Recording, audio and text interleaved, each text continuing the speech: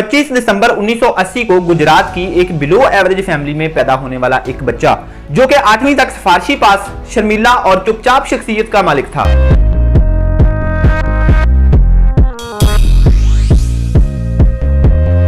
फिर वो हुआ जो मैं अक्सर लोगों को कहा करता हूं कि कभी भी किसी को भी कम ना समझो, कभी भी किसी को भी कमतर ना समझो, ना जाने कब, कौन और कहां बदल जाए। चंद उस्तादों की कही हुई बातें, दिलाया हुआ यकीन उनकी रग रग में सरायत कर देता है और वो स्कूल से कॉलेज से यूआईटी लाहौर का सफर करते करते अपने अंदर का भी सफर करते रहे, मन का भी सफर करते रहे। लेकिन उन्हें यूआईटी लाहौर का सफर अधूरा छोड़ना पड़ा क्योंकि अंदर के सफर में वो जहां तक जा चुके थे, यकीन और एतमाद की जो मंजिलें हासिल कर चुके थे, यूआईटी के सफर से मिलने वाली मंजिलों से वो मंजिलें कहीं बड़ी थी। क्योंकि उन्हें पता चल गया था कि मेरा असल सफर यूआईटी लाहौर का सफर नहीं है, बल्कि मेरा असल सफर वो दूसरा सफर है। जो उन्होंने अपने असल सफर को पहचाना, अपने आप को पहचाना, अपने पैशन को पहचाना, शायद यही वजह है, बल्कि मेरा यकीन है कि यही वजह है कि वो शर्मीला और 8वीं तक सिफारिशी पास बच्चा आज पाकिस्तान की फौज को भी पढ़ाता है, ब्यूरोक्रेसी को पढ़ाता है, जजों को पढ़ाता है, पुलिस को पढ़ाता है, बड़ी बड़ी कंपनीज के छोटे बड़े स्टाफ को पढ़ाता और ट्रेनिंग देता है।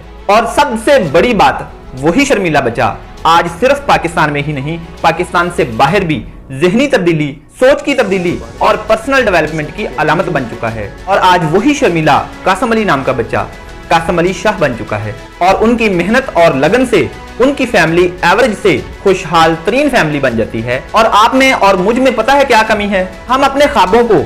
एम्स को साल 6 महीनों बाद ही भूल जाते हैं या फिर छोड़ देते हैं और उकता जाते हैं। अगर आप भी अपने ख्वाबों से, अपने एम्स से सारी उम्र जुड़े रहें तो आप भी कल के कासम अली शाह,